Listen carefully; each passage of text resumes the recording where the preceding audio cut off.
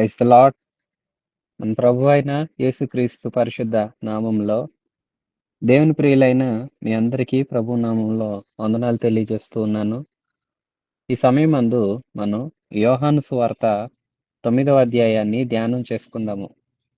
యేసుక్రీస్తు వెలుగు. తానే వెలుగునంటూ తాను గత అధ్యాయంలో తన మాటల ద్వారా ప్రత్యక్షపరుచుకున్నారు. ఈ అధ్యాయం తానే వెలుగని ధృవీకరించడానికి మరొక్కసారి ఖండితంగా తెలుసుకోవడానికి కొనసాగింపుగా ఉంది. ఈ అధ్యాయంలో ఒక చూపు లేని వాడిని స్వస్థపరచడం, అలాగే తన జీవితంలో వెలుగు ప్రసాదించి ఆధ్యాత్మిక చీకట్లో ఉన్న వారందరినీ వెలుగు వైపు రావాలని ప్రభు ఇస్తూ ఉన్న సందేశం ఈ అధ్యాయంలో ఉంది. యోహాను సువార్త 9వ అధ్యాయం శ్రద్ధగా వినండి. మీ బైబిల్ గ్రంథాలు తెరవండి. యోహాను సువార్త 9వ అధ్యాయం మొదటి నుంచి. ఆయన మార్గమున పోవుచుండగా పుట్టు గ్రుడ్డి అయిన ఒక మనుషుడు కనబడెను. ఆయన శిష్యులు, బోధకుడా, వీడు గ్రుడ్డివాడై పుట్టుటకు ఎవడు పాపం చేసెను? వీడా, వీని కన్నవారా అని ఆయనను అడగగా, యేసు, వీడైనను వీని కన్నవారైనను పాపం చేయలేదు గాని దేవుని క్రియలు వీని యందు ప్రత్యక్షపరచబడుటకే వీడు గ్రుడ్డివాడిగా పుట్టెను. పగలున్నంత వరకు నన్ను పంపిన వాని క్రియలు మనం చేయుచుండవలెను. రాత్రి వచ్చుచున్నది, అప్పుడెవడును పని చేయలేడు. నేను ఈ లోకంలో ఉన్నప్పుడు లోకమునకు వెలుగునని చెప్పెను. ఆయన అట్లు చెప్పి నేల మీద ఉమ్మి పూసి ఉమ్మితో బురద చేసి వాని కన్నుల మీద ఆ బురద పూసి, నీవు సిలోయము కోనేటి వెళ్ళి అందులో కడుగుకొనమని చెప్పెను. సిలోయమును మాటకు పంపబడిన వాడని అర్థము. వాడు వెళ్ళి కడుగుకొని చూపు గలవాడై వచ్చెను. కాబట్టి పొరుగువారు, వాడు భిక్షకుడని, అంతకు ముందు చూచిన వారును వీడు కూర్చుండి భిక్షమెత్తుకొనివాడు కాడా అనిరి. వీడే అని కొందరు, వీడు కాదని వీడిని పోలి ఉన్న మరి ఒకడని మరికొందరు అనిరి. వాడైతే నేనే అనెను. ప్రియవిశ్వాసులారా, యేసుక్రీస్తు ప్రభు మార్గాన వెళుచు ఉన్నారు. పుట్టినది మొదలుకొని గ్రుడితనంలో ఉన్న ఒక వ్యక్తి దారిలో ఉన్నారు. ఉన్నప్పుడు అతన్ని చూసి యేసుక్రీస్తు ప్రభుతో ఉన్న ఆయన శిష్యులు అడుగుతారు, ప్రభు, మాకు ఒక సందేహం ఉన్నది. వీడు గ్రుడ్డితనంలో ఉన్నాడు. దీనికి కారణము వీడు చేసిన పాపమా, లేదంటే వీని కన్నవారు చేసిన పాపమా అని అడుగుతున్నారు. వాస్తవానికి జన్మల సిద్ధాంతం చాలా మంది తెలియపరుస్తూ ఉంటారు, మాట్లాడుతూ ఉంటారు. బైబిల్ గ్రంథం దీనికి అంగీకారం తెలపదు. బైబిల్ గ్రంథం ఒప్పుకోదు కూడా. బైబిల్ గ్రంథం సూటిగా చెప్పేది ఒకటే, మనిషి జన్మిస్తాడు, తనకు దేవుడు నిర్ణయించిన దినాలంతా జీవిస్తాడు. తర్వాత ప్రభు వద్దకు అతని ఆత్మ ప్రభు నిర్ణయించిన స్థలానికి వెళ్ళిపోతుంది. ఇక ఆ ఆత్మ ప్రభువు రెండవ రాకడ సమయంలో తీర్పుగా లేదంటే ఆయనతో ఉండటానిక అన్నది అంతవరకే. ఇక అంతకు మించిన ఆలోచనలు ఉండవు. బైబిల్ అంగీకరించదు. బైబిల్ని ఎరిగిన మనం కూడా ఇట్లాంటి సిద్ధాంతాలకు వెళ్ళటానికి వీల్లేదు. వీరి సిద్ధాంతాలు ఏంటంటే, వీడు గతంలో పాపాలు చేసి గత జన్మలో ఈ జన్మలో ఇలా పుట్టాడా, పాపమే కారణమా, లేదంటే వీని కన్న తల్లిదండ్రులు పాపం చేసుకోవడం వల్ల, వాళ్ళ అవిధేయ క్రియల వల్ల ఇతగాడు జన్మించాడా? ఇలాంటి రకరకాలైన మాటలు, సిద్ధాంతాలు యేసుక్రీస్తు ప్రభువుని వారు అడుగుతూ ఉన్నారు.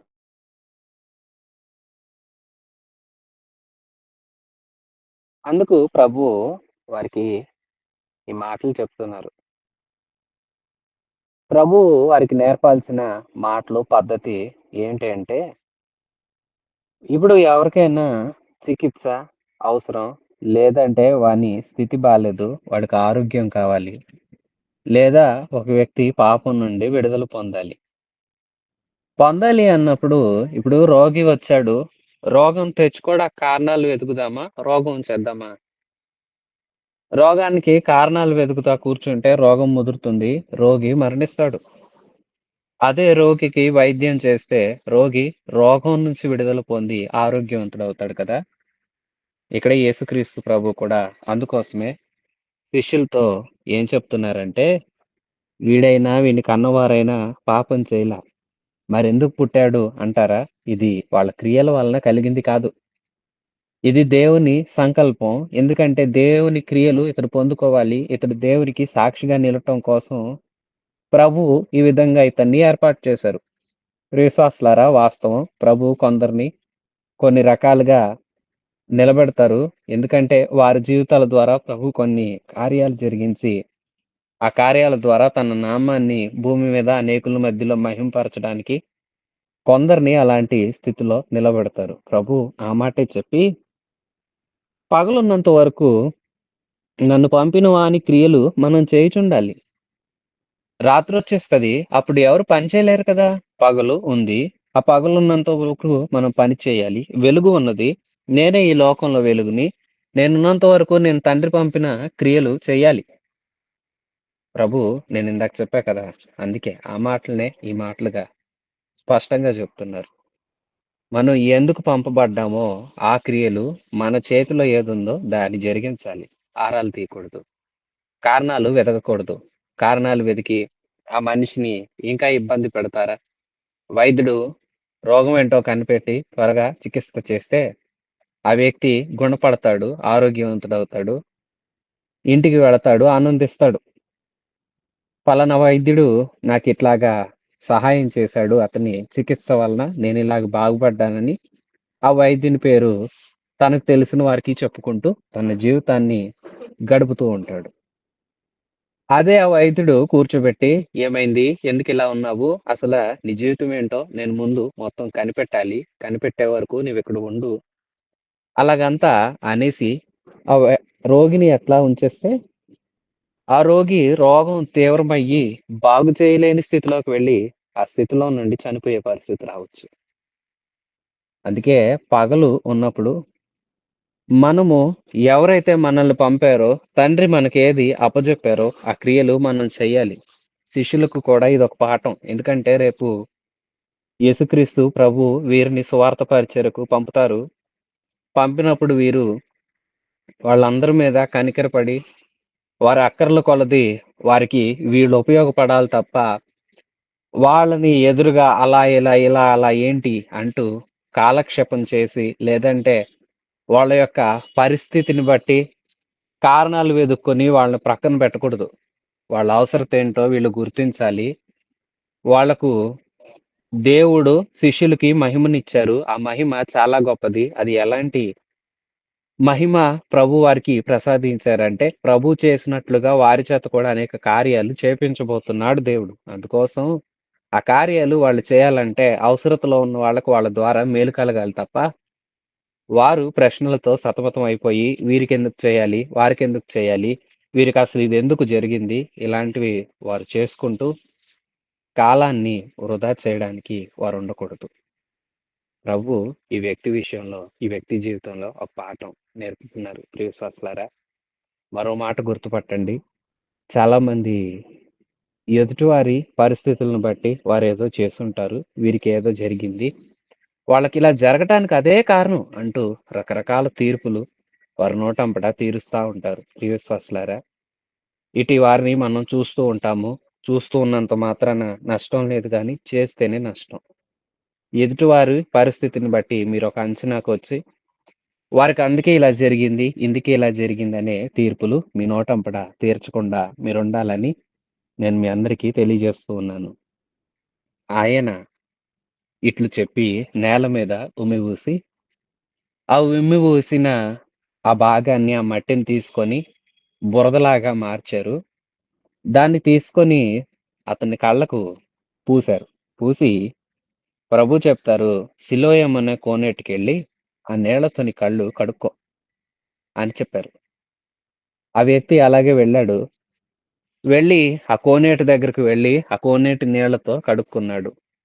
కోనేటి నీళ్లు. నీళ్లు వాక్యానికి సాదృశ్యం. ప్రభు దగ్గరికి వచ్చిన వ్యక్తి దేవుణ్ణి తెలుసుకోవాలంటే ఒక వ్యక్తిని మనం మందిరానికి తీసుకొస్తాము. ఆ మందిరంలో ఉన్న వ్యక్తికి, మందిరంలోనికి వచ్చిన వ్యక్తికి మేలు కలగాలంటే, అతడు దేవుని వాక్యాన్ని వినాల్సుంటుంది. వింటేనే అతని మనసులో దేవుని వాక్యాలు చేరతేనే, ఆ వాక్యాలు అతన్ని శుద్ధి చేస్తేనే, అతడు దేవుని బిడ్డగా మారతాడు. లేదంటే మారడు. ఇక్కడ కూడా ప్రభు అదే చెప్తున్నారు. అసిలోయము అనే పేరుకి అర్థం పంపబడినవాడు అని. పంపబడినవాడు అనే అర్థం వస్తుంది. ఎవరు ఈయన? తండ్రి చేత పంపబడిన వాడు యేసు. ఈ యేసు చేత పంపబడిన వాడు ఆ వ్యక్తి. ఎందుకు పంపబడ్డాడు? తండ్రి కుమారుణ్ణి ఎందుకు పంపించారంటే, కుమారుని ద్వారా లోకాన్ని రక్షించాలని.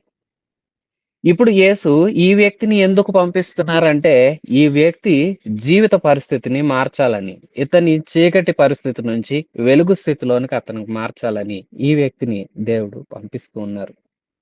పంపబడిన వాడైన యేసు ఈ వ్యక్తిని కూడా నీటి యొద్దకు పంపించారు. వాక్యం దగ్గరికి తీసుకొస్తాడు ప్రభు మనల్ని.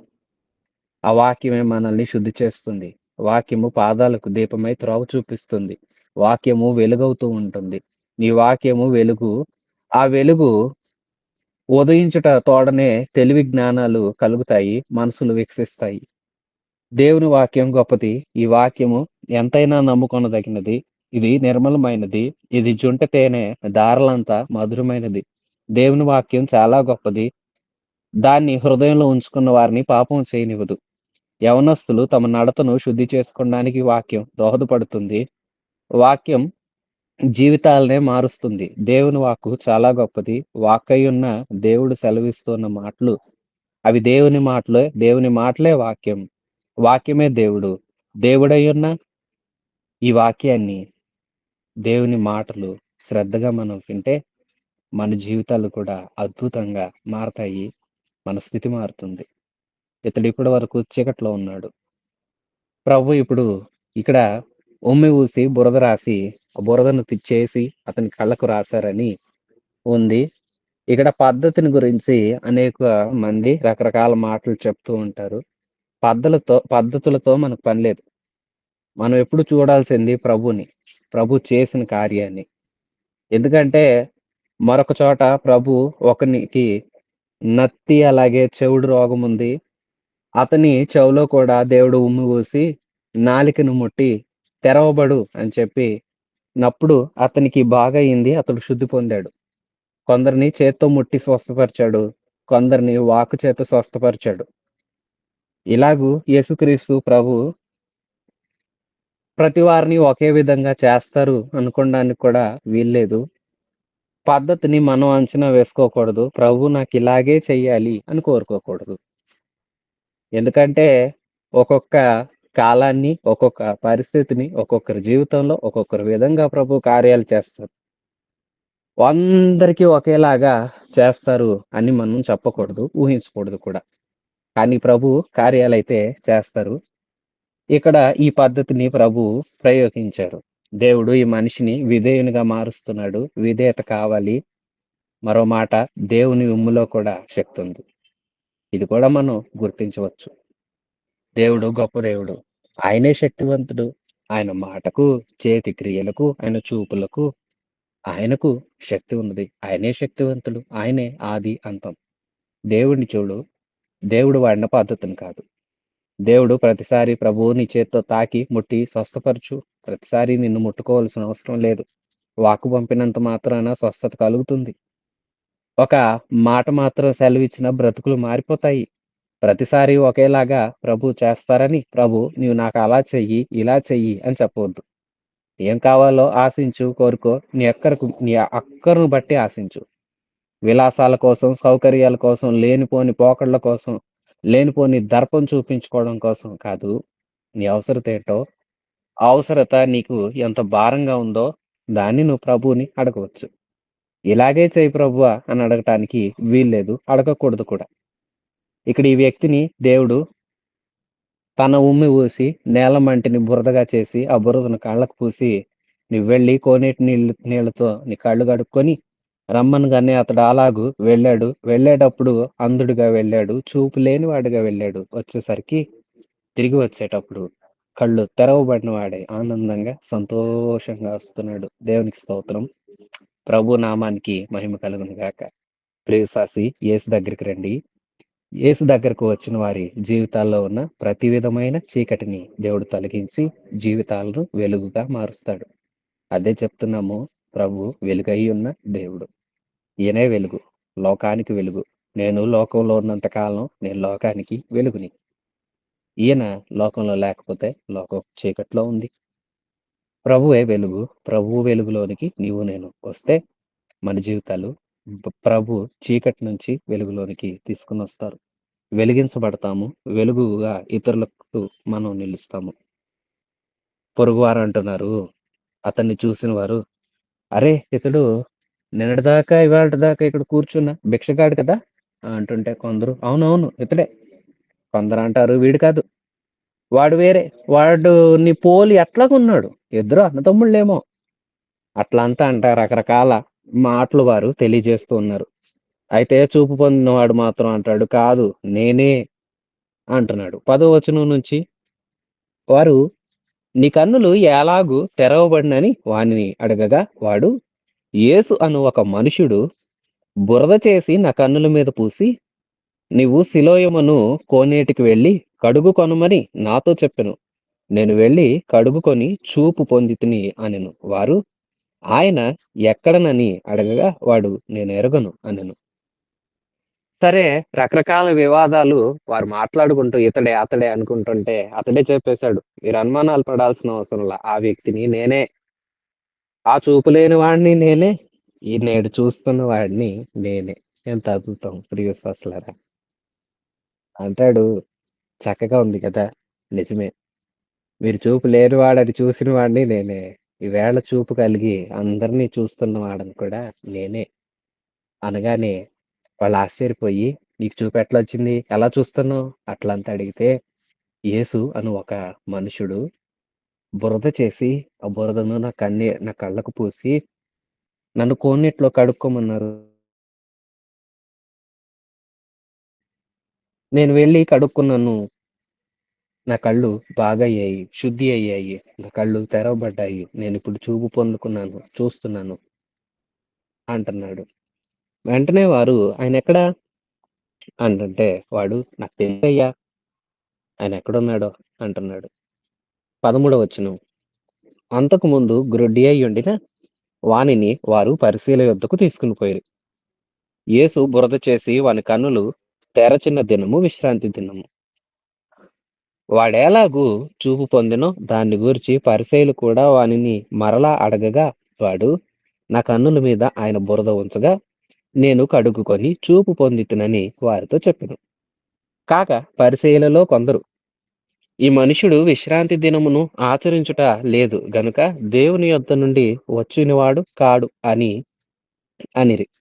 మరికొందరు, పాపి అయిన మనుషుడు ఇలాటి సూచక క్రియలు ఎలాగు చేయగలడు అనిరి. అట్లు వారిలో భేదం పుట్టెను. కాబట్టి వారు మరలా ఆ గ్రుడ్డివానితో, అతడు నీ కన్నులు తెరచినందుకు నీవతన్ని గూర్చి ఏమనుకొనుచున్నావు అని అడగగా వాడు, ఆయన ఒక ప్రవక్త అనెను. వాడు గ్రుడ్డివాడైయుండి చూపు పొందెనని యూదులు నమ్మక చూపు పొందిన వాని తల్లిదండ్రులను పిలిపించిరి. ప్రియసస్లారా చూడండి, అక్కడ జనాలు చూశారు. చూసి ఈ విషయాన్ని పరిసయ్యుల దాకా తీసుకెళ్లి ఈ వ్యక్తిని కూడా పరిసయ్యుల ఎదుటకు తీసుకెళ్లి నిలబెట్టారు. అసలే అది విశ్రాంతి దినం. వారు, ఏం జరిగిందంటే, అయ్యా ఇదిగో ఇతగాడు చూపు లేనివాడు ఇప్పుడు చూపు పొందుకొని వచ్చాడు చూడండి అంటంటే వాళ్ళు అడిగారు, ఎవరు నిన్ను స్వస్థపరిచింది అని అడిగితే, అయ్యా ఇదిగో యేసు, ఆయన నన్ను స్వస్థపరిచారు. నా కళ్ళకు బురద రాసి నన్ను కడుక్కోమంటే నేను కడుక్కున్నాను. ఇప్పుడు నాకు చూపు కలిగింది అని చెప్పేసరికి వాళ్ళు అంటారు, ఏంటి అతడు సబ్బాతు నియమాలను పాటించడు. అసలు ఆయన దేవుని దగ్గర నుండి వచ్చినోడైతే దేవుని నియమాలు పాటించాలి కదా అంటున్నారు కొందరు. కొందరు అంటారు, అతడు ఒకవేళ పాపాత్ముడైతే ఇలాంటి మంచి కార్యాలు ఎలా చేయగలుగుతాడు అని చెప్పుకుంటున్నారు. వాళ్ళలో వాళ్ళకు భేదాలొచ్చాయి. ఈలోపు మరలా అడుగుతున్నారు వాళ్ళట ఇతన్ని నమ్మలేదంట. వాస్తవానికి నమ్మకం లేక కాదు. యేసుని మహిమపరచడం వారికిష్టం లేదు. యేసయ్య చేశాడని చెప్పుకోవడం వారికిష్టం లేదు. యేసు అనే పేరును ఒప్పుకోవడమే వారికిష్టం లేదు. ఆయనంటేనే వారికి గిట్టదు. అందుకే ఆయన చేసిన కార్యాన్ని వీరు తిప్పి తిప్పి ఏదో చేయాలని తారుమారు చేసే ప్రయత్నాలు చేస్తారు. వాళ్ళింకా అడిగారు, "సరే నువ్వు అతని గురించి ఏమనుకుంటున్నావంటే" ఇప్పుడు అతడంటాడు, "ఆయన ఒక ప్రవక్తని నేను నమ్ముతున్నానయ్యా." చూసారా? 11వ వచనంలో అన్నాడు, "ఆయన ఒక మనుషుడు. యేసు అను ఒక మనుషుడు నన్ను శుద్ధి చేశాడు." ఇప్పుడు చెప్తాడు, "ఆయన ఒక ప్రవక్త అని నాకు తెలిసింది." అనగానే వీళ్ళు నమ్మట్లేదు సరిగదా! ఇప్పుడు తల్లిదండ్రులు పిలిపిస్తున్నారు. చూడండి. ఇప్పుడు తల్లిదండ్రులొచ్చారు. వారేం మాట్లాడుతున్నారో చూడండి. 19వ వచనం. "గ్రుడ్డివాడై పుట్టెనని మీరు చెప్పిన మీ కుమారుడు వీడేనా? అలాగైతే ఇప్పుడు వీడెలాగు చూప్ చూచుచున్నాడని వారినడిగిరి. అందుకు వారి తల్లిదండ్రులు, వీడు మా కుమారుడనియో, వీడు గ్రుడ్డివాడిగా పుట్టెననియో మేమెరుగుదుము. ఇప్పుడు వీడెలాగు చూచుచున్నాడో ఎరుగము. ఎవడు వీని కన్నులు తెరచెనో అదియు మేమెరుగము. వీడు వయసు వచ్చినవాడు. వీనినే అడుగుడి. తన సంగతి తానే చెప్పుకొనగలడని వారితో అనిరి. వాని తల్లిదండ్రులు యూదులకు భయపడి అలాగు చెప్పిరి. ఎందుకనినా ఆయనను క్రీస్తు అని ఎవడైనను ఒప్పుకొనిన ఎడల వానిని సమాజ మందిరంలో నుండి వెలివేతుమని యూదులు అంతకు మునుపు నిర్ణయించుకొని యుండిరి. కావున వాని తల్లిదండ్రులు వాడు వయసు వచ్చినవాడు, వానిని అడుగుడి అనిరి. తల్లిదండ్రులు పిలిపించారు పరిసయ్యులు. పరిసయ్యులు అడుగుతారు, మా ఇదిగోండి ఈ అబ్బాయి మీ వాడేనా? ఇతనేనా మీ కొడుకు? కళ్ళు లేనివాడు అని చెప్పేవాడు ఇతనేనా? మీ కొడుకు అసలు పుట్టినప్పటి నుండే కళ్ళు లేవా అని అడుగుతున్నారు విచిత్రంగా.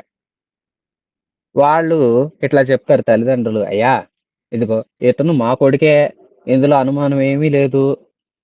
ఇతడు పుట్టడం కళ్ళు లేకుండానే పుట్టాడు, చూపు కనిపించదు. ఇది కూడా నిజమే. అయితే ఇప్పుడు మీకో విషయం చెప్తాను వినండి. ఇతడు ఎలాగూ చూస్తున్నాడో మాకు తెలీదు. ఇతనికి చూపు ఎట్లా వచ్చిందో మాకు తెలీదు. ఎవరు స్వస్థపరిచారో కూడా మాకు తెలీదు. వాళ్ళు అలా ఎందుకు చెప్పారంటే యూదులంట అంతకు ముందే తీర్మానం తీసుకున్నారంట. ఏమనంటే ఈ ప్రాంతంలో ఎవరైనా యేసుని క్రీస్తు అని గనక ఒప్పుకుంటే, ఆయన గనక మహిమపరిస్తే, ఆయన పేరు మీరు ఎత్తితే, ఆయన్ని గొప్పగా మీరు పొగిడితే, మిమ్మల్ని సమాజ మందిరంలో నుండి వెలివేస్తాం. మిమ్మల్ని ఇక ఆరాధన చేసుకోవడానికి రానివ్వం. మిమ్మల్ని మేము వెలివేసినట్లుగా చూస్తాము. అట్లా అంతా గట్టి శాసనాలు చేసేసుకొని కూర్చున్నారు. అందుకోసం వాళ్ళ తల్లిదండ్రులు ఇట్లా చెప్తున్నారు, అయ్యా ఇతను మా కొడుకే. ఇతను పుట్టుక నుంచి చూపు లేనివాడు, అది కూడా నిజమే. ఇతనికి కళ్ళు వచ్చాయి, ఇది నిజమే. ఎలా వచ్చాయో మాకు తెలీదు. ఎవరు స్వస్థపరిచారో మాకు తెలీదు. అయ్యా ఏంటయ్యా మమ్మల్ని అడుగుతారు? వాడెంత వయసోడు, వయసుకొచ్చినోడే కదా, వాడి గురించి వాడు చెప్పుకుంటాడు కదా, వాడిని అడగండి, మమ్మల్ని అడుగుతారేంటి అన్నారు ఏమీ తెలియనట్లుగా. వాళ్ళు తప్పించుకున్నారు. ఇప్పుడు వాళ్ళు మరలా అతన్ని అడుగుతున్నారు. చూడండి 24వ వచనం. కాబట్టి వారు గ్రుడ్డివాడయుండి ఉండిన మనుష్యుని రెండవ మారు పిలిపించి దేవుని మహిమపరచుము, ఈ మనుషుడు పాపి అని మేమెరుగుదుమని వానితో చెప్పగా, వాడు ఆయన పాపియో కాడో నేనెరుగను. ఒకటి మాత్రము నేనెరుగుదును, నేను గ్రుడ్డివాడనై ఉండి ఇప్పుడు చూచుచున్నాను అనెను. అందుకు వారు, ఆయన నీకేం చేసెను? నీ కన్నులు ఎలాగూ తెరిచెనని మరలా వానిని అడిగిన. వాడు, ఇందాక మీతో చెప్పితిని గాని మీరు వినకపోతిరి. మీరెందుకు మరలా వినగోరుచున్నారు? మీరును ఆయన శిష్యులగుటకు కోరుచున్నారా ఏమి అని వారితో అనెను. అందుకు వారు, నీవే వాని శిష్యుడవు, మేము మోషే శిష్యులము.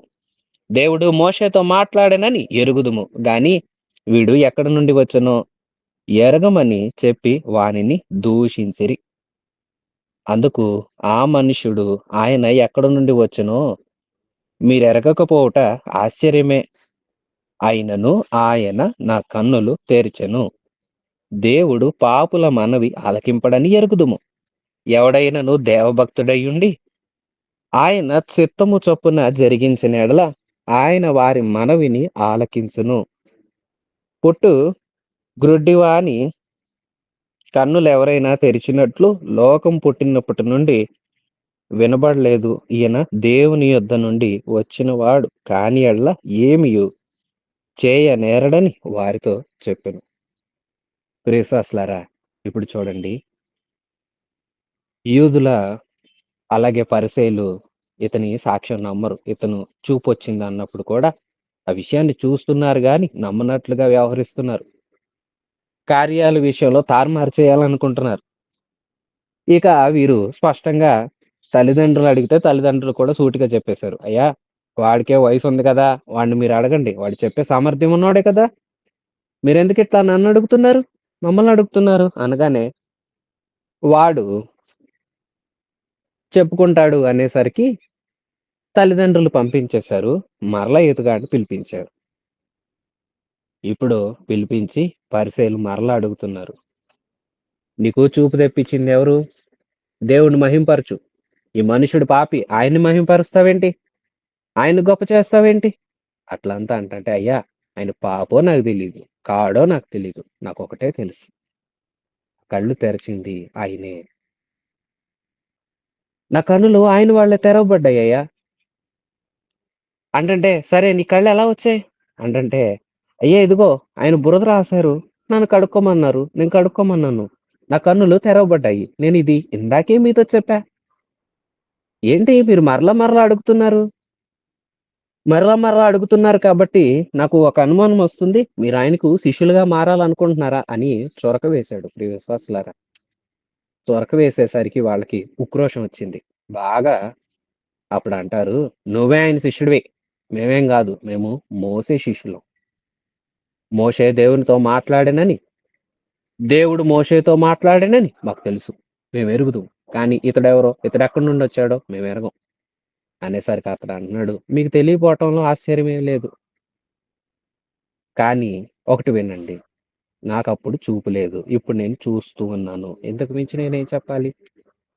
ఇతడు దేవుని యొద్ద నుండి వచ్చినవాడు కాకపోయిన యెడల, దేవుడు ఇతన్ని పంపకపోయిన యెడల ఇలాంటి కార్యాలు ఎక్కడ జరిగాయి? లోకం పుట్టినది మొదలుకొని ఇలాగు చూపు లేనివాడు చూపు పొందుకున్నట్లుగా ఎక్కడైనా మీరు విన్నారా? అట్లంతా అడిగి దేవుడు పాపుల మనవిని ఆలకించడు. ఎవరైనా దేవ భక్తుడయ్యుండి ఆయన చిత్తం చొప్పున జరిగిస్తాడో వాని మనవిని ప్రభు వింటాడు. అట్లంతా మంచి విషయాలు వాళ్ళకి తెలియచేస్తున్నాడు. చూడండి, చూసారా? 11వ వచనంలో ఇతడు యేసు అను ఒక మనుషుడు అన్నాడు. 17వ వచనంలో ఆయన ప్రవక్త అని చెప్తున్నాడు. ఇప్పుడు ఆయన దేవుని యొద్ద నుండి పంపబడిన వాడంటూ ఇతని స్థితిలో కొంచెం కొంచెం మార్పు వస్తుంది. పరిసయ్యుల మనస్తత్వం ఏమో అంతకంతకు దిగజారిపోతూ ఉంది. చూడండి, యేసుక్రీస్తుని, యేసుక్రీస్తు కార్యాలను వాళ్ళు ఒప్పుకోవడానికి అస్సలు ఒప్పుకోవటం లేదు, అసలు ఇష్టపడట్లేదు. ఎవరైనా ఆయన పేరెత్తుతుంటేనే వాళ్ళకి చాలా కోపం వచ్చేస్తుంది, ఆగ్రహపడిపోతూ ఉన్నారు, బుకాయిస్తూ ఉన్నారు, మాటలు మార్చాలని ఆలోచన చేస్తూ ఉన్నారు, సాక్ష్యాలను తారుమారు చేయాలని ఆలోచన చేస్తున్నారు, తల్లిదండ్రులు పిలిపిస్తున్నారు, ఆ చూపు పొందుకున్న వాడిని 1కి 2 సార్లు పిలుస్తున్నారు, 1కి 2 సార్లు అడిగిందే అడుగుతున్నారు. ఎన్ని కార్యాలు జరిగిస్తున్నారో చూడండి, ఎన్ని రకాలుగా వీళ్ళు మారిపోతున్నారో చూడండి. కానీ అతడు చెప్తున్నాడు, ఈయన దేవుని యొద్ద నుండి వచ్చినవాడు కానీ ఎట్లా ఏమీ చేయలేడు. అందుకు వారు 34వ వచనం, అందుకు వారు, నీవు కేవలము పాపివై పుట్టిన వాడువు, నీవు మాకు బోధించవచ్చితివా అని వానితో చెప్పి వాని వెలివేసిరి. చివరికి వాళ్ళు ఏం చేశారు తెలుసా? నువ్వు పాపువి, పాపాత్ముడివి, నువ్వు మాకు బోధించేవాడు అయిపోయావా? ఎందుకంటే అతను అన్నాడుగా, ఏంటయ్యా మీరు ఆయనకు శిష్యులు అవ్వాలనుకుంటున్నారా అని ఒక మాట అన్నాడు. దేవుడు పాపులు మనం వినడు, దేవుని చిత్తానుసారమైన కార్యాలు జరిగించేవారి మనం వింటాడని ఒక మాట అన్నాడు. ఆయన దేవుని కుమారుడు కాకపోతే ఇలాంటి కార్యాలు ఎట్లా జరుగుతాయి అని మాట అన్నాడు. మరో మాట చెప్తున్నాడు, నాకు అప్పుడు చూపు లేదు, ఇప్పుడు చూపు ఉంది. దేవుడు ఈ కార్యం చేశాడు. ఆయన ఈ కార్యం చేశాడు అని చెప్తున్నాడు. వీటన్నిటికి కోపమొచ్చింది. కోపమొచ్చి, "నువ్వు పాపాత్ముడివి. నువ్వు మాకు బోధించేవాడివైపోయావా? వెళ్ళిపో మా దగ్గర నుంచి." అట్లంతా అంటూ అతన్ని వెలివేసేశారు. వీరి మనస్తత్వం చూడండి. ఒక వ్యక్తి ఇంతకాలం జీవితంలో చూపు లేక, అందరిలాగా చూడలేక, అందరిలాగా తన ఆనందాన్ని ఆనందించలేక, ఓ ప్రక్కన నిలబడి, త్రోవ ప్రక్క నుండి భిక్షాటన చేసుకుంటూ, జీవిత తన దినాలను వెలబుచ్చుతూ ఉండగా, అతని స్థితిని ఎంత గొప్పగా మార్చాడే అని స్తుతించేది పోయి, ఇతని భవిష్యత్తు ఎంత చక్కగా మారింది. ఇప్పుడు భవిష్యత్తులో చాలా చక్కగా ఉంటాడు. ఇతని జీవిత దినాలు మార్చాడు. ఆయన గొప్ప దేవుడు. సరే ఆయన ఒప్పుకునే మనస్తత్వం లేకపోయినా, చాలా సంతోషం బాబు నీకిప్పటికైనా చూపొచ్చింది అని సంతోషించి, ప్రశంసించే మనస్తత్వం లేదు సరికదా! వెలివేసేసారంట. ఇతడు ఏం తప్పు చేశాడు? ఏం తప్పు చేయలా. అతడొకటే తాను ఏం చేసుకున్నాడో, ఏం జరిగిందో జరిగింది, జరిగినట్లు చెప్తున్నాడు. అంతే.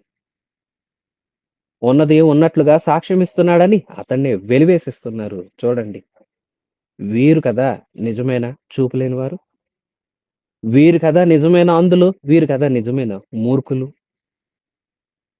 యేసుక్రీస్తు ప్రభువుని ప్రభువుగా ఒప్పుకోనరు. సరి.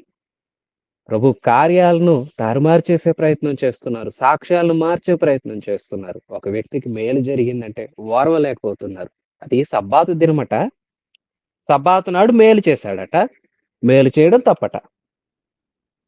ఎన్ని రకాలుగా మాట్లాడుతున్నారో చూసారా ప్రియ విశ్వాసులారా? లోకపు మనస్తత్వం ఎలాగుందో గమనిస్తున్నారా? సరే ఇంతకు మీ మనస్తత్వం ఎలా ఉంది? మీరెలాగున్నారు? మీరెలాంటి ఆలోచనలు చేస్తున్నారు? మేలు పొందిన వారితో కూడా సంతోషించి, ఎవడైనను కీడు అనుభవిస్తుంటే వాని కోసం మీ కళ్ళు చెమ్మగిల్లుతూ వారి కోసం ప్రార్థన చేసే అనుభవాల్లో మీరున్నారా? మీలో ఎవరికైనా మేలు కలిగిందా? అందరూ సంతోషించండి. ఎవరికైనా దుఃఖం కలిగిందా? అందరూ కలిసి వాని కోసం ప్రార్థన చేయండి. ఇది కదా నిజమైన సహవాసం. ఇది కదా నిజమైన మంచి మానవత్వపు విలువలతో కూడిన జీవితం. దైవత్వాన్ని కనపరిచే విధానం. వీళ్ళలో అవేవీ లేవు. మేలు పొందితే ఒకనికి చూసి తట్టుకోలేకపోతున్నారు. అది ఆయన చేశాడంటే అసలే గిట్టదు వాళ్ళకి. ఇతని వ్యక్తి జీవితం మారిందే అన్న సంతోషం కూడా లేని స్థితిలో, దుస్థితిలో ఉన్నారు చూడండి. 35వ వచనం. పరిసయ్యులు వానిని వెలివేసిరని యేసు విని వానిని కనుగొని, నీవు దేవుని కుమారుని యందు, మనుష్య కుమారుని యందు విశ్వాసముంచుచున్నావా అని అడిగాను. అందుకు వాడు, ప్రభువా, నేను ఆయన యందు విశ్వాసముంచుటకు ఆయన ఎవరు అని అడగగా, యేసు, నీవు ఆయనను చూచుచున్నావు, నీతో మాట్లాడుచున్నవాడు ఆయనే అనెను. అంతట వాడు, ప్రభువా, నేను విశ్వసించుచున్నాను అని చెప్పి ఆయనకు మ్రొక్కెను. ఇతని స్థితి చూసారా? ఎంత గొప్పగా మారుతుందో. ఇతని జీవితం చూసారా? ఎంత ఆశీర్వదించబడిందో. ఆనాడే స్వస్థత పొందుకున్నాడు. భౌతిక నేత్రాలు ఆనాడే తెరవబడ్డాయి. ఆధ్యాత్మిక మనోనేత్రాలు కూడా ఆ దినానే వెలిగించబడ్డాయి. ఆ దినానే స్వస్థపరిచి దేవుణ్ణి కనుగొన్నాడు. ఆ దినానే రక్షకుణ్ణి కనుగొన్నాడు. ఆ దినానే చీకటిలో నుంచి వెలుగులోకి తన జీవితం మారింది. అదే దినాన లోకంలో నుంచి రక్షణ అనుభవంతో నిత్య జీవానికి అతని జీవితం ఆశీర్వదించబడింది. చూసారా? యేసు అతన్ని కనుగొన్నాడట. ఎందుకంటే పరిసయ్యులు వెలివేశారని తెలుసుకొని అతన్ని కనుగొని అతనితో మాట్లాడుతూ, "నువ్వు దేవుని కుమారుని మీద విశ్వాసం ఉంచుతున్నావా?" అట్లంతా అంటే, "అయ్యా, ఆయన ఎవరో నాకు తెలియలేదయ్యా." అంటే, "నువ్వెవరితో మాట్లాడుతున్నావో ఆయననే, నేనే" అని చెప్పగానే, "అయ్యా, అయ్యా ప్రభు, నేను విశ్వసిస్తున్నాను." అట్లంతా అంటూ అక్కడే ఆయనకి నమస్కారం చేస్తున్నాడు. మొక్కుతున్నాడట. ఇతడు రక్షణ పొందుకున్నాడు. చూపు పొందుకున్నాడు. అలాగే దేవుని కుమారుణ్ణి చూశాడు. రక్షకుడిని కనుగొన్నాడు. రక్షింపబడ్డాడు. పరిసయ్యుల మధ్యలోనే యేసు ఎంతకాలం నుండి సంచరిస్తూ ఉన్నారు. వారు గుర్తించలేని అంధత్వంలో ఉన్నారు. ఇతను చూపు పొందుకున్నాడు. దేవుణ్ణి కూడా తెలుసుకున్నాడు. తన జీవితాన్ని మార్చుకున్నాడు. చూసారా? సమాజంలో యేసుక్రీస్తు ఎవరో, ఆయనేం చేస్తారో అని తెలుసుకోలేని వారు అనేకులున్నారు. వాస్తవం ఏంటంటే వాళ్ళకి కళ్ళున్నాయి. కానీ దేవుడిని తెలుసుకునే నేత్రాలు లేవు. దేవుని కార్యాలు చూసే మనోనేత్రాలు లేవు. వారు చీకట్లోనే ఉన్నారు. లోకంలో ఉన్నారు. లోకం చీకటి. అయితే అది వారికి తెలీదు. ఎందుకంటే యోహాను సువార్త ఆరంభంలోనే చదువుతాము. నిజమైన వెలుగుంది. అది లోకంలోకొస్తుంది. ఆ వెలుగుని ఎవరు గుర్తించట్లేదు. ఇక్కడ దేవుడు అదే తెలియజేస్తూ ఉన్నారు. నిజమైన వెలుగు, జీవపు వెలుగు మన ప్రభువైన యేసయ్యే. ఈ యేసయ్యను విశ్వసించాలి. ఈ యేసయ్యను నమ్మాలి. ఈ యేసయ్య దగ్గరకు రావాలి. మన జీవితాలు వెలిగించబడతాయి. మనం ఈ లోకంలో పాపముంది. ఈ లోకంలో పాపంలో అలాంటి చీకట్లో మనం ఉన్నాము. ఆ చీకటి నుండి విడుదల పొందాలంటే వెలుగయ్యున్న యేసు దగ్గరికి రావాలి. ప్రియ విశ్వాసి, యేసు దగ్గరకు నీవొచ్చావా? నీవొచ్చి నీ జీవితాన్ని వెలుగులో శుద్ధి చేసుకున్నావా? మంచిది. నువ్వు శుద్ధి చేసుకుంటే చాలా సంతోషం. మరి నీ తోటి వారిని కూడా యేసు దగ్గరికి నడిపిస్తున్నావా? వారి ఆధ్యాత్మిక అంధత్వం నుంచి వారు విడుదల పొందుకునేటట్లుగా జీవపు వెలుగైన నిత్య జీవాన్నిచ్చే యేసు దగ్గరకు వారిని నడిపిస్తున్నావా? వారు నడిపించబడ్డాని కోసం నీ వంతు ప్రయాస, ప్రయత్నాలు నువ్వు పడుతున్నావా? ప్రియ విశ్వాసి, అలాంటి వారి కోసం ప్రార్థన చేస్తున్నావా? ప్రభు మాటలు వారికి తెలియజేస్తున్నావా? ప్రభువుకి సాక్షిగా నీవు నిలిచి, ప్రభువుని గురించి, అలాగే నీ జీవితంలో ఆయన చేసిన మేలుల గురించి నీవు ఇతరులకు పంచుకుంటున్నావా? ప్రియ విశ్వాసులారా, మన ఇళ్లలోనో, అలాగే మన జీవితంలోనో, మన కాలేజీలోనో అంటే చదువుకునేవారు, అలాగే ఉద్యోగాలు చేసే ఉద్యోగులు, వారితో ఉండే వారికి మా జీవితంలో పలానా సందర్భంలో అలా జరిగింది, ఇలా జరిగిందని జ్ఞాపకాలను ఎందరికో పంచుతాం కదా! నేనప్పుడు అలా ఉన్నాను, ఇలాగున్నాను అని. మరి ప్రియ విశ్వాసి, జ్ఞాపకాలు పంచుకోవడం తెలిసిన నీకు ప్రభువు యొక్క మాటలు పంచుకోవడం తెలియట్లేదా? ఎందుకు తెలియట్లేదు? తెలిసి కూడా చేయట్లేదా? ఆలోచించు. ప్రభువు వెలుగు. ప్రభువు దగ్గరికి వచ్చిన వారు అంధత్వం నుంచి విడుదల పొందుతారు. భౌతిక నేత్రాలు బాగా కనిపించవచ్చు గాక, కానీ దేవుణ్ణి తెలుసుకునే నేత్రం లేదంటే ఆ వ్యక్తి చీకట్లోనూ, పాపంలోనూ ఉన్నాడు. పాపి నరకానికి పోతాడు. పాపి నరకం నుంచి విడుదల పొందాలంటే మనోనేత్రాలు వెలిగించి దేవుణ్ణి చూసే నేత్రాలు వాడికి కలుగునట్లుగా అటు వ్యక్తిని నీవు వాక్యం దగ్గరకు తీసుకొని రావాల్సి ఉంటుంది. దేవుని వాక్కుల దగ్గరకు ఇతరుల్ని నడిపించు. ఇతరులకు దేవుని వాక్యాలు నీ నోటంపడ తెలియచెయ్యి. వారు నీ మాటలు వెంటనే హృదయాన్ని ఉంచుకొనకపోయినా వారి చెవిలో అయితే వెళ్తాయి కదా! వారి చెవికి చేరిన మాటలు ఏదో ఒక సందర్భాన మనసుకు తాకవచ్చు. నీ వంతు ప్రయత్నం నీవు చెయ్యి. ఎవరి కోసమైతే నువ్వు వాక్యము లేదా నీ సాక్ష్యము, దేవుని గురించిన మాటలు ఆశపడుతున్నావో, చెప్పావో వారి కోసం ప్రార్థన చెయ్యి. ప్రభూ, నేను వారికి నీ మాటలు అందించాను. ప్రభూ, నా జీవితంలో నువ్వు చేసిన కార్యాలు నేను ఆ వ్యక్తికి తెలియజేశాను. అయ్యా, వారి మనసు తెరవవా అంటూ ఆశతో, ఆసక్తితో, కన్నీటితో ప్రార్థన చెయ్యి. అప్పుడు ఆ వ్యక్తి రక్షింపబడతాడు. ఆ వ్యక్తి జీవితం వెలిగించబడుతుంది. మనోనేత్రాలు తెరవబడతాయి. అప్పుడు ఇదిగో గ్రుడ్డివాడయుండి చూపు పొందిన ఇతగాడు సమాజంలో పరిసయ్యుల ఎదుట, అందరి ఎదుట ఎలాగూ సాక్షిగా నిలిచాడో, దేవుణ్ణి తెలుసుకున్నాడో, ఆయనే రక్షకుడుగా అంగీకరించి ఆయన్ని ఎలాగూ మ్రొక్కాడో, అలాగూ మ్రొక్కేవారుగా, అలాగూ సాక్షులుగా వారు కూడా మారతారు కదా! ప్రియ విశ్వాసులారా, మీ వంతు ప్రయత్నం చేయటంలో మీరు అలసిపోవద్దు, విసిగిపోవద్దు, కాలయాపన చేయవద్దని ప్రేమతో తెలియజేస్తూ ఉన్నాను. 39వ వచనం. అప్పుడు యేసు, చూడని వారు చూడవలెను, చూచువారు గ్రుడ్డివారు కావలెను అను తీర్పు నిమిత్తము నేను ఈ లోకమునకు వచ్చితిని అని చెప్పాను. ఆయన యొద్ద ఉన్న పరిసయ్యులలో కొందరు ఈ మాట విని, మేము గ్రుడ్డివారమా అని అడిగిరి. అందుకు యేసు, మీరు గ్రుడ్డివారైతే మీకు పాపం లేకపోవును గాని చూచుచున్నామని మీరిప్పుడు చెప్పుకొనుచున్నారు గనుక మీ పాపములు నిలిచి ఉన్నవని చెప్పాను. ప్రియ విశ్వాసులారా, చూసారా? యేసుక్రీస్తు ప్రభు అప్పుడు ఒక మాట అంటున్నారు. ఏంటంటే, అయినా చూపు లేని నీలాంటోళ్ళు చూస్తున్నారు. అలాగే చూస్తున్నామని చెప్పుకునేవాళ్ళు చీకట్లోనే ఉన్నారు అంటూ ఆ మాట చెప్పగానే అక్కడ కొందరు పరిసయ్యులుండి విని, "ఏంటి మేము గ్రుడ్డివారమా? ఏం మాట్లాడుతున్నావు?" అట్లంతా అడుగుతుంటే ప్రభువు చెప్తున్నాడు, "అవునవును. మీరు మాకు కనిపించట్లేదు, మాకు ఏవి తెలీదు అన్నట్టి స్థితిలో మీరుండుంటే, మీరు నిజంగా పాపం లేని వారే అయ్యేవారు. అయితే మీరేమంటున్నారు? మేము చూస్తున్నాం, మా కళ్ళు బాగా కనిపిస్తున్నాయి అంటున్నారు గదా! కాబట్టి మీరు పాపంలో ఉన్నారు." వాస్తవానికి ప్రభు మాటల్లోని అర్థం గమనించండి. ఎందుకంటే వాళ్ళు చూస్తున్నామంటున్నారు. ఏం చూస్తున్నారు? లేఖనాలు సరిగ్గా అర్థం చేసుకున్నారా? లేఖనాల్లో ఈయన గురించి ఇవ్వబడిన సాక్ష్యాలను గుర్తించారా? ఈయన ఏంటో గుర్తించారా? సరే, ఆ లేఖనాలు అర్థం చేసుకోలేకపోయారు. ఆ లేఖనాల్లో ఉన్న ఈయన గురించిన మాటలు వాళ్ళకి తెలియలేకపోయినాయి. తెలియలేకపోతే పోయాయి. మరి కనీసం వాళ్ళ మధ్య తిరుగుతూ అనేక కార్యాలు చేస్తున్న ప్రభువుని ఎందుకు మహింపరచలేకపోతున్నారు? వాళ్ళెందుకు చూడలేకపోతున్నారు? వాళ్ళ మనసుకెందుకు తీసుకోలేకపోతున్నారు? సరే, ఈ అధ్యాయంలోనే మనం చూసాం గదా! ఒకడు మేలు పొందితే ఎందుకు ఓర్చుకోలేక ఆయన మీద ఉక్రోషంతో అలాగ ఊగిపోతూ ఉన్నారు? అంటే వీరెలాంటి స్థితిలో ఉన్నారు చూసారా? చూపు ఉందనుకుంటున్నారు గానీ లేదు. కానీ ఇతడో చూపు లేదు కానీ ఇప్పుడు చూపు పొందుకున్నాడు. మనోనేత్రం కూడా వెలిగించబడింది. ప్రియశ్వాసి, నీవు చూస్తున్నానని చెప్పుకుంటూ దేవుణ్ణి చూడలేని స్థితిలో ఉన్నావా? చూడలేకపోతున్నాను అనుకుంటూనే దేవుణ్ణి చూసే మంచి స్థితిలో ఉన్నావా? ఎలాంటి పరిస్థితిలో ఉన్నావు?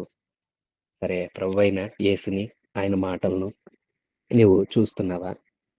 ఆయనేంటో, లేఖనాల్లో ఆయన ఏమై ఉన్నాడో, ఆయన మన జీవితాలకు ఏమై ఉన్నాడో మనం తెలుసుకుంటున్నామా?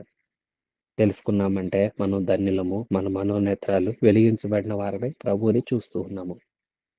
ప్రియ విశ్వాసులారా, అదే కాదని ప్రభువుని తెలుసుకోలేని పరిస్థితిలో ఉంటే మిమ్మును మీరు ఒకసారి మార్చుకొని, మీ మనోనేత్రాలు వెలిగించబడిన వారై మీరు ప్రభువుని చూసి, మీరు చూసిన ప్రభువుని ఇతరులకు చూపించాలని, ఇతరుల ఎదుట సాక్షిగా మీరు నిలవాలని ప్రేమతో తెలియజేస్తున్నాను. అంధత్వంలో ఉన్న ఈ వ్యక్తిని చూడండి. మొదట ఇతడు అంటాడు 11వ వచనంలో, యేసు అను ఒక మనుషుడు. 17వ వచనంలో అంటాడు, యేసు ఆయనే ఒక ప్రవక్త. తర్వాత అంటాడు, ఆయన దేవుని యొద్ద నుండి వచ్చినవాడు. చివరగా అంటాడు, ప్రభువు, నేను నిన్ను విశ్వసిస్తున్నాను అంటూ ఆయన్ని మొక్కుతున్నాడు. రక్షకుడిగా స్వీకరించాడు. ఇతని జీవితం ఉన్నత స్థితిలోకి వెళుతూ వస్తుంది. దేని స్థితిలో నుంచి, చీకటి స్థితిలో నుంచి వెలుగులోకి, వెలుగులో నుంచి దేవుని దగ్గరకు, దేవుని దగ్గర నుంచి దేవుని మహిమలోకి అతని జీవితం సాగుతూ ఉంది. నీవెట్లా ఉన్నావు? నీవు రక్షింపబడ్డావు. అయితే సరే, నీవితరుల్ని కూడా దేవుని జీవపు వెలుగులోనికి తీసుకురావాలి. క్రీస్తే మనకు నిజమైన వెలుగు. క్రీస్తే ఈ లోకానికి వెలుగు. ఆయన మాటలే మన పాదాలకు దీపము, మన త్రోవలకు వెలుగు. ప్రియ విశ్వాసులారా, దేవుడే మనకు వెలుగునిచ్చే దేవుడు. మన జీవితాలను వెలిగించే దేవుడు. లోకంలో మనల్ని ఒక మంచి స్థితిలో నిలిపి, వెలుగులో మనం ఏంటో మనల్ని తెలుసుకునేలాగా చేసి, ఆ వెలుగులోనే ఆయన్ను మనం చూసేలాగా చేసి, ఆయన్ను చూసిన మనము మన జీవితాలు సరిజేసుకునేలాగా చేసి, ఆయన రాజ్యంలోనికి మనల్ని తీసుకొని వెళ్ళబోతున్న మహాదేవుడు, పరిశుద్ధుడు, సర్వోన్నతుడు, సర్వశక్తివంతుడైన మన ప్రభు అయిన యేసయ్య. ఈ ప్రభు అయిన యేసయ్యను కనుగొన్న మనం ధన్యులము. కనుగొనని వారిని ప్రభువునొద్దకు నడిపించండి. ప్రభువు అలాంటి కృప అందరికీ అనుగ్రహించునుగాక. మన రక్షణకర్త అయిన యేసయ్య కృప, సృష్టికర్త అయిన తండ్రి ప్రేమ, ఆదరణకర్త అయిన పరిశుద్ధాత్మ సహాయం మనందరికీ సదాకాలం తోడయుండి నడిపించునుగాక. ఆమెన్. God bless you.